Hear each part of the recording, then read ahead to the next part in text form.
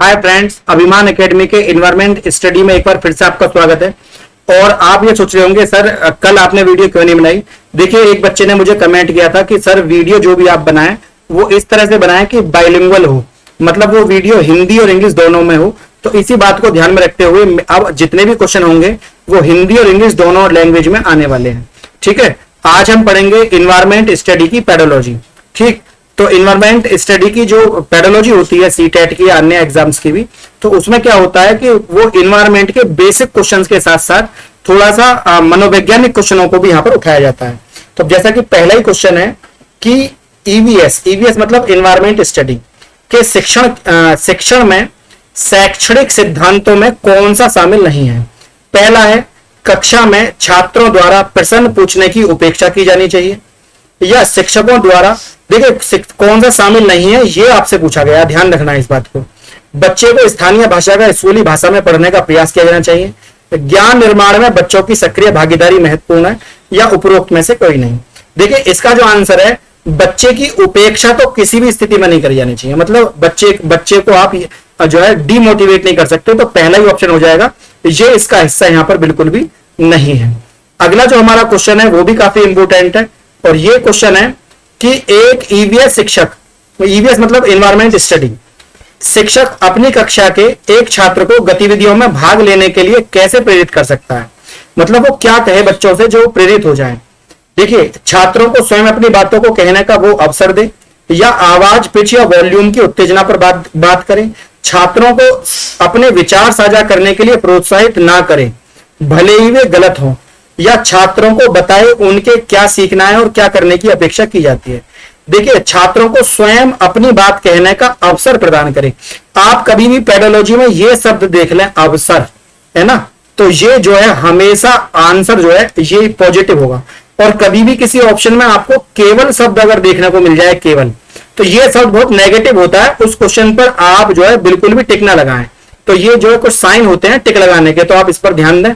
अगला जो क्वेश्चन है वो क्वेश्चन है कि बचपन में खेल मानव विकास की सर्वोत्तम अभिव्यक्ति है, क्योंकि यह अकेले ही बच्चों की आत्मा में क्या है, इसकी अभिव्यक्ति है। मतलब बच्चा क्या सोच रहा है वो अपने खेल के माध्यम से बच्चा बताता है। तो ये बयान किसने दिया है। देखिए, जब बात खेल की आती है तो मैंने आपको ट्रिक बताई थी कि बच्चे बचपन में खेल में क्या बनाते हैं, बेल बनाते हैं। तो खेल मतलब बेल, तो फ्रोबेल जो है, इसकी ट्रिक के लिए मैंने एक अलग से वीडियो बनाई है। जितने भी हमारे मनोवैज्ञानिक हैं तो उनकी ट्रिक मैंने थोड़ा थोड़ा उनको खेल मतलब बेल इस तरह से याद कराया था। वो वीडियो भी आप जाकर देख लेना, ठीक है। वो चाइल्ड डेवलपमेंट वाले सेशन में पड़ी होगी, लेकिन क्योंकि अभी हम ईवीएस पढ़ रहे हैं तो इन्वायरमेंट स्टडी का बहुत बड़ा हिस्सा मनोवैज्ञानिक है, तो मनोवैज्ञानिक दृष्टि से क्वेश्चन जो है मैच कर जाते हैं। तो आंसर हो जाएगा यहाँ पर फ्रोबेल, खेल मतलब फ्रोबेल। अगला हमारा क्वेश्चन है, परंपरागत रूप से सीखने का केंद्र था, डॉट, है ना, कौन सीखने का केंद्र है, और डॉट उनकी शिक्षा में सहायक भूमिका निभाते हैं। तो देखिए, शिक्षक और छात्र आएगा। परंपरागत रूप से यहां पर आ जाएगा शिक्षक। परंपरागत रूप से जो शिक्षक होते हैं वो शिक्षक सीखने का केंद्र थे, और छात्र उनकी शिक्षा में सहायक भूमिका निभाते हैं। तो यहां पर आएगा छात्र, यहां पर हमारा आंसर हो जाएगा सी। तो टीचर और स्टूडेंट यहां पर हमारा आंसर होगा। देखिए, एक एक क्वेश्चन को आपको यहां पर बारीकी से समझना होगा, क्योंकि मनोवैज्ञानिक दृष्टि में होता कुछ और है और लगता कुछ और है। अगला है, इनमें से कौन सा कथन सत्य नहीं है, यह कहा गया है।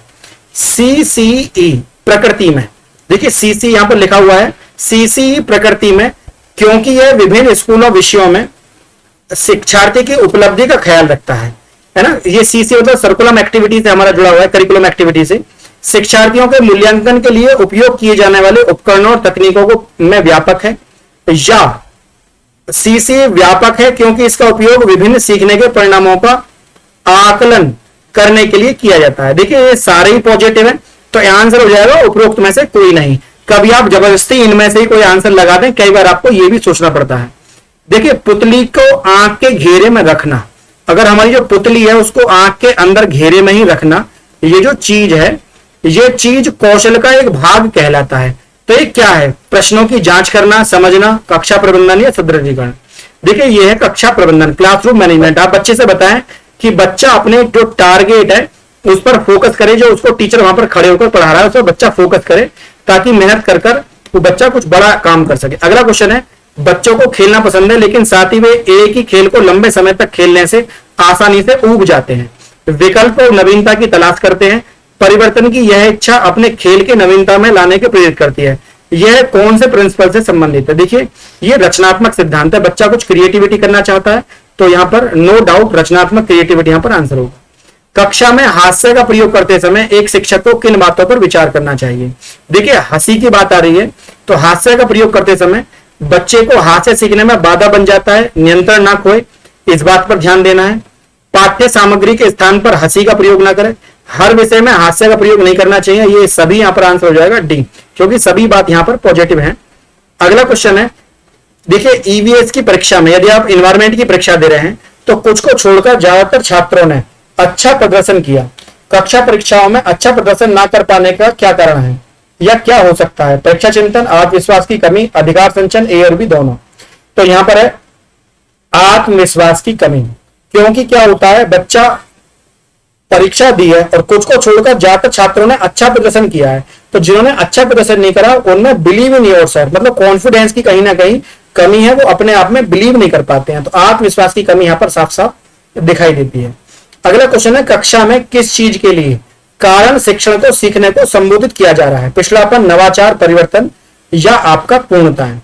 देखिए कक्षा में आप सीखने के लिए संशोधित किया जा रहा है तो यह है परफेक्शन, पूर्णता, पूर्णता मतलब परफेक्शन। कक्षा में पूर्णता के कारण शिक्षण और सीखने को संशोधित किया जा रहा है ताकि बच्चा हर काम में यहां पर परफेक्ट हो सके।